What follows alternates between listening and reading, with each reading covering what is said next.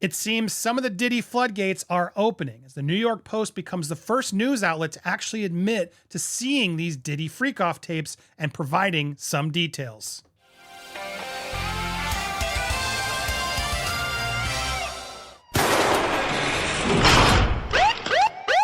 Welcome to Popcorn Planet's Diddygate coverage. I am Andy Signore, and yes, the New York Post is now confirming they've seen the tapes. Now, I haven't seen the tapes. A lot of you were mad at me. Andy, you clearly saw the tapes. Why? I didn't see the tapes. I was told by a source, and yeah, I'm not going to name the names of people who are victims on those tapes. Now, if celebrities are out there doing a crime or partaking in crimes or doing something where someone else is being put, against their will, etc., well, then out those celebrities all day.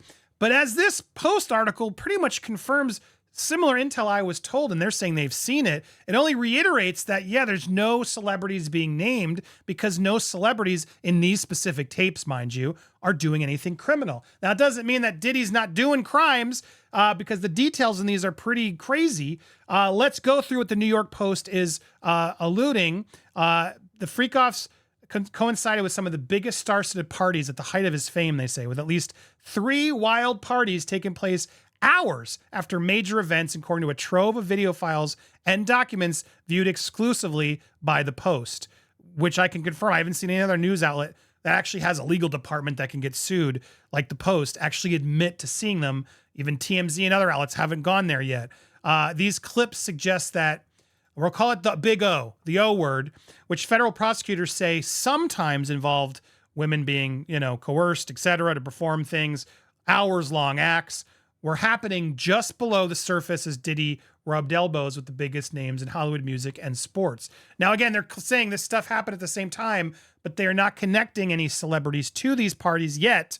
And they make a point to do that again later in the article. In the early morning hours of August 29, 2005, the Diddy after party from the MTV VMAs was still going strong. Actress Eva Longoria chatted with Fergie in one corner, Ice-T, Quincy Jones, Jeff Gordon, Paris Hilton mingled with guests. They put a lot of pictures in here with these celebrities to almost allude to, see, they know.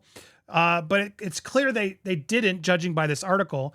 Combs had hosted the VMAs, and the after party was the hottest ticket in town that night. But one by one, the celebrities left the party, and there is no indication they knew about or were invited to what happens next. That's key here, guys, because again, were they involved in criminal behavior, coercing, threatening, all that stuff? That's what we need to know. If they were just having a party with Diddy and doing private acts, it's really none of our business. Now, I know some of you still want to know, but we're not going to tell you that. And that's what my previous video was about. Soon, the event moved from the inside at Space Nightclub to Diddy's mansion. From there, it appears to have descended into a raucous ex-party, according to photos and videos viewed by the Post. By then, all the stars appeared to have gone, except for one, Diddy. They were replaced by a cast of fit young men and women, all in various stages of undress. Now, were they against their will? That's what we need to figure out. Unclear. The Post article doesn't really allude to that. They do mention this, though, as 2 white men took turns having relations with a young black woman who clearly had, let's say, substance of a certain color under her nose. Take that as you will. Diddy could be seen in the background wearing a white t-shirt with the words, "God's the greatest," the same shirt he's seen here. That he wore at the VMA's after party in various clips in the media. In another clip from that night, a couple has loud relations on a table as a group of well-dressed people stood around. Now, again, was this consensual? That's going to be the main point here. The Post doesn't get into much detail, or seems to allude that they don't know. It seems like they must have. I assume the Post would write it if they sensed otherwise, but who knows? The videos reviewed by the Post are part of the same archive that includes footage that appears to show Diddy having relations with a major younger male A-list star. That video has been shopped around for sale to news outlets by more than one purported seller. Now, again, the videos reviewed are part of the same archive that includes, does that mean they saw it themselves? It's a little unclear to me what actually they're saying here, and I don't know.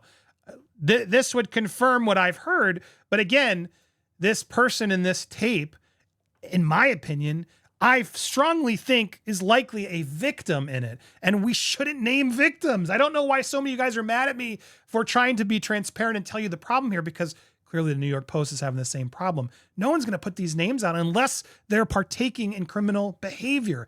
That's the line. I'm sure there are tapes of celebrities doing that. And when those come out, I got no problem outing them if it's truthful, right? We got to be careful legally. But that's the line here, and why this is a lot more complicated. And when I made my video revealing that I'd heard about these tapes, I hadn't seen them. I heard about them from a reliable source. It gave me pause at this whole story because I don't know what to do. It sounds like some of these people on these tapes didn't know they were being taped and were doing consensual acts, in which case that does make these specific instances more complicated. For me, at least, it should for anybody who stands with victims. But here's what's the problem. This trove of files and the videos are undated. The dates are clearly dates are clearly incorrect. Other files have dates that are consistent with the verified details of events, locations, clothing that Diddy often wore at these events. However, many of the videos have dates that can be corroborated with star-studded events, including 2004, 2005 VMAs in Miami, 2005 Super Bowl in Jacksonville. After each of these events, Diddy appears to have thrown a wild big O word. So look, that's telling. This confirms the reports, because no major outlet has actually said, we've seen the tapes, he's been throwing these big parties after the events. What's also new is from the tapes they have, again, they may not have all the tapes, they don't see celebrities in that big party afterwards, which is what a lot of us are assuming. But now they're putting these celebrities in there to try to make it seem like they're involved, but they've already clearly admitted they're not on these tapes, guys. So I'm a little frustrated by this report, because what are we really gathering from this? I mean, did anyone really doubt that these parties were happening and being filmed? My question is, are there crimes being committed? Were people there against their will? Were people being given substances? Were they filmed without their permission? These are the things that are going to get Diddy put away. And I don't want to give Diddy defense that we just had a big consensual X party, because that's not illegal, guys. Right or wrong, if you like it or not, it doesn't really matter. What crimes are taking place? That's what we got to figure out. The alleged behavior is consistent. Again, the alleged behavior consistent with similar allegations where a woman made this claim. Again, these tapes don't prove that. We got to be careful. We got to have due process. Diddy's attorneys denied the latest allegations. We will prove that he didn't do any of this.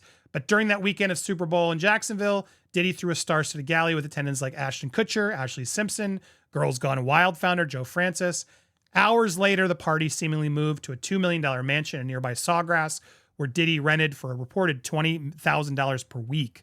In one video, two men have relations with each other while the sounds of laughter echo throughout the room. Now, again, what does that mean? Were they aware? Did they know? Were they consenting? It later appears that Diddy himself took part in the action that night and held the camera from his point of view while he appeared to engage in an act with a woman. So in that instance of that part of the video, the video's out, clear as day. People know he's filming. Just take that as you will. Again, there's no indication, though, that his Super Bowl party guests, the celebrities, knew about the big O, the O word, that took place afterwards. So even the Post is being very clear. Guys, there weren't celebrities on these tapes that we saw, but he was having big, crazy parties with adult activities and workers. That's true. That's confirmed. But did anybody really doubt that? I don't know. Not a lot of massive details here that I think are going to help the case, but it does confirm what we knew and sharing some details here. Now, they say federal officers raided Diddy's homes, seizing hundreds of videos and mountains of propaganda, bottles of lube, and a statement said that these parties were not always consensual. We know that. That's what we need to prove. Do these tapes prove that? It was what I was hoping we would learn.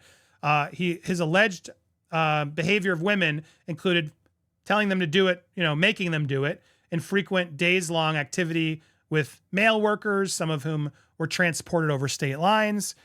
These events, which Combs referred to as freak-offs, were elaborate, and he arranged and directed and electronically recorded them. To ensure participation, Combs used intimidation, leveraged his power he obtained through obtaining and distributing substances to them, exploiting support financially, threatening to cut them off from that support, controlling their careers, et cetera, et cetera. Now, this is all the stuff that's been alluded, and again, I believe a lot of it. It's unclear whether the videos that the Post has viewed are part of the Fed's case. So they don't know if it's the same videos. So they can't confirm that the same type of allegations are happening in the videos the Post has seen. Officials say they confiscated hundreds of videos and hard drives, some of which include freak-off parties. These are consistent with the videos we have. A federal law enforcement source who was involved in investigations said after hearing descriptions of the scenes in the videos. So again, we're not saying these are the same videos the feds have. Just about everything you can imagine was happening at these parties. Now our job is to determine whether it was consensual for everyone involved. Facts. That's what this is about. If anyone has been trafficked or the laws have been broken, that's when they'll get involved. In the videos viewed by the Post, the identities of most of the participants are unknown, but the feds believe that at least some of the victims in videos they obtained were coerced. Now, again, the Post is sort of trying to say that their videos are as bad as what the feds have, but the way I read it, and you guys take it the way you want, doesn't sound like the Post caught Diddy doing anything criminal in these videos, or at least it wasn't obvious. Now, that doesn't stop the fact that Combs has threatened people before, the feds say, including threatening to expose or embarrass them with these recordings of the women if they don't comply. Diddy has been charged, obviously, with all these charges we know. In addition to charges, he faces civil lawsuits, et cetera, et cetera. He's pleaded not guilty and denied the wrongdoing. The law enforcement source, though, did say, it's sick S. Look, if this were just him having parties with a bunch of horny adults, we wouldn't be having this conversation. That's perfectly legal. But that's not what we're talking about. This man is a predator. Now, agreed, I do believe that, but do these tapes prove that? Does the Post actually have anything here? Or does this kind of acknowledge, well, yeah, he had a bunch of workers over and they agreed to do these freak-off parties? I'm a little confused by this. And I don't love that the Post is still trying to sort of give a little bit more detail as to the celebrity on the tape, the A-lister, because I'll say it again, get mad at me all you want for having morals. I believe that person's a victim, and we should not be demanding those names. And again, I stand by the last video I made because celebrities are getting revealed to people, but the names aren't actually going to come out. And I try to explain why with an expert and a lawyer as to why. And it's sad to see so many of you that just want to hear the names anyway. Even if that person was using a substance that gave him no permission to say, yes, please, and then is filmed without his permission while the act is happening, we shouldn't know. That's not our business. Now, Diddy should go to jail and that should be held accountable. But for the person, the victim, potentially in that scenario, why would we out that person and name them if they're being pushed to do something they don't want to do? That's my struggle. That's my problem. And with a lot of these tapes, just like the Post is seemingly confirming a lot of the intel effort, this is just consensual stuff. Now, I did hear about other celebrities on tape doing other consensual acts.